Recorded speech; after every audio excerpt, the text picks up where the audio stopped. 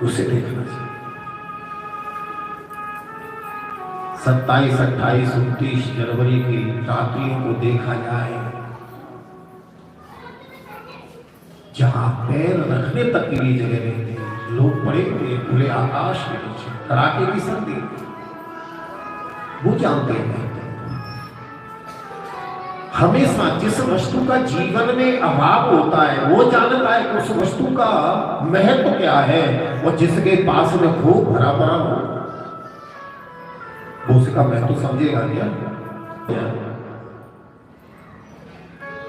शुद्ध जी कहते हैं, ऋषियों आज मैं तुम्हें वो दिव्य कथा श्रवण कराऊंगा जिस कथा को गंगा के तट पर वट वृक्ष के नीचे आसीन होकर के भगवान शुभदेव ने महाराज परीक्षित को सुनाया। उसी भागवत की कथा को मैं तुम्हें सुनाऊंगा। हे ऋषियों, जब महाराज परीक्षित को भगवान शुभदेव कथा सुनाने लगे तो देवताओं को पता चला परीक्षित कथा सुन रहे हैं किस लिए? तक्षक के सर्प के भैंस के कारण से। तो क्यों नहीं चल करके हम इस कथा को सुने और इसके बदले में परीक्षित को अमृत पिला दें, और परीक्षित जब अमृत पी लेंगे तो अजर अमर हो जाएगा।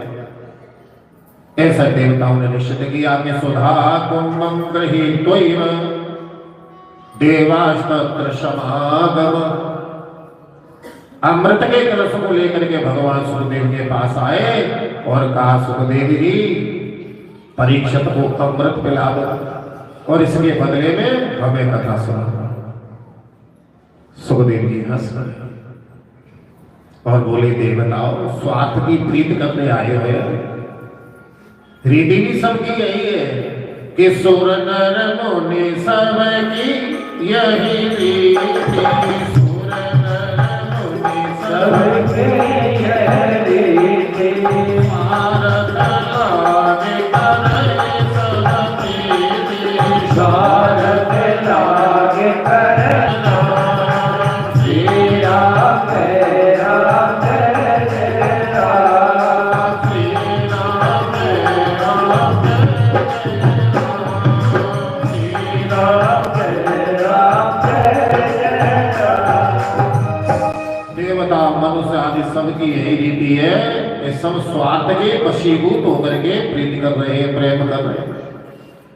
पर राजा परीक्षित को जिस कथा को मैं सुना रहा हूं वो कथा में एक मणि है, और इसके सामने आपके द्वारा लाया हुआ ये अमृत तो कांच के टुकड़े के समान है। देवताओं ने सोचा अपनी कथा को मणि बता दिया। जिस अमृत को पीने से व्यक्ति अजन्मर हो जाता है उसे संज्ञा दे दी कांच के टुकड़े की। इन्हें बड़ा आश्चर्य लगा और दौड़ते हुए ब्रह्मा जी के पास गए, सारा वृतांत बताया।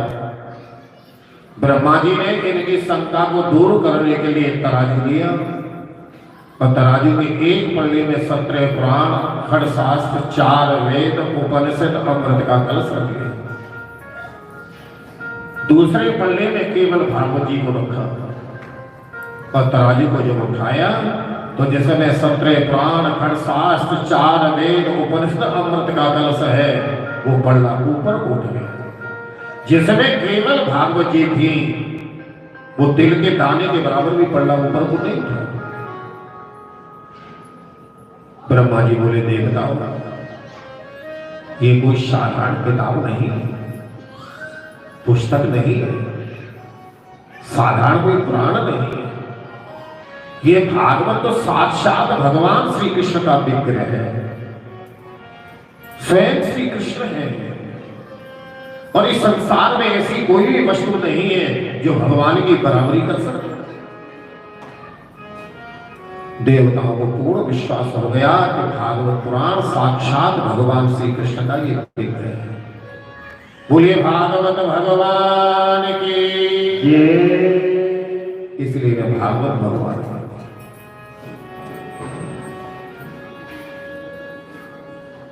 कल काल में भागवत जी कल्प वृक्ष है,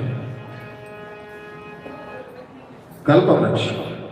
और कल्प वृक्ष का फल होता है कल्प वृक्ष के नीचे बैठ करके जैसा आप सोचोगे, आपके सोचने में देरी है पर उसकी उपलब्धि में देरी नहीं है।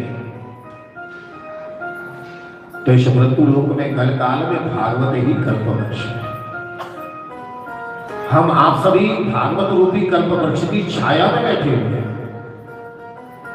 हम जैसे इनसे याचना करते हैं तो भागवत भगवान हमारी सभी मनोरथों को पूर्ण कर देते हैं। और हमारा विश्वास जो मांगोगे वही भागवत जी प्रदान कर देते हैं।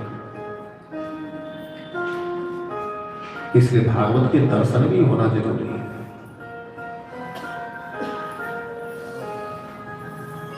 पहले से ही देखते आए हैं आप, हमारी हमेशा पोथी खुली रहती है जिससे सबको दर्शन होने चाहिए। ये नहीं कि पेटी में बंद हो। जब तक ठाकुर जी के पट बंद थे दर्शन तो नहीं हो रहे थे, और जब दर्शन पट खुल गए तो दर्शन हो रहे हैं कि नहीं हो रहे? यही कपड़े में लपेट के रखना या पेटी में बंद रखना, फिर दर्शन बंद है। तो दर्शन होने चाहिए कि नहीं होने चाहिए? पर आज तक कल कहां कराते हैं? कराता है कि सबकी पेटियों में बंद है। ये गलत प्रथा है। दर्शन होना चाहिए। तो देवताओं ने भी भागवत को सर्वोपरि पुराण माना, साक्षात भगवान श्री कृष्ण का विग्रह। सूत जी कहते हैं कि ऋषि इसी प्रसंग से मिलता हुआ एक प्रसंग है सनकादिक मुनि और नारद जी का, जो कि त्रिलोकी में घूमते हुए बद्रिकाश्रम गए और बद्रिकाश्रम में इनकी भेंट सनकादिक मुनियों से हो गई। चार भाई सनक, सनंदन, सनातन, सनतकुमार, चारों की 16 वर्षीय अवस्था रहती है। नारद जी ने प्रणाम किया। सनकादिक मुनियों ने पूछा, कहो नारद कैसे हो? ठीक हो, पर आपके मुख पर चिंता झलक रही है, इसका कारण क्या है? तो ध्यान देना।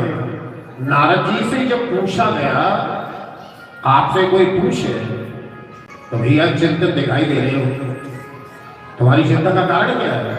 तो बताओगे कि नहीं? भैया जीवन में ये समस्या है। तो नारद जी ने भी बताई। नारद जी बोले, हे मुनीश्वर,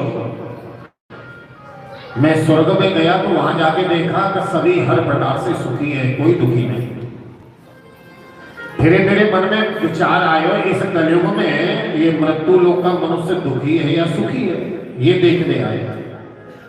और जब महाराज इस मृत्यु लोक में आकर के मैंने देखा तो मैंने तो प्रत्येक मनुष्य को नाना प्रकार से दुखी देखा कि कोई तन दुखी, कोई मन दुखी, कोई धन विन रहे तब उदास, थोड़े थोड़े सब दुखी तो सुखी श्याम के दास।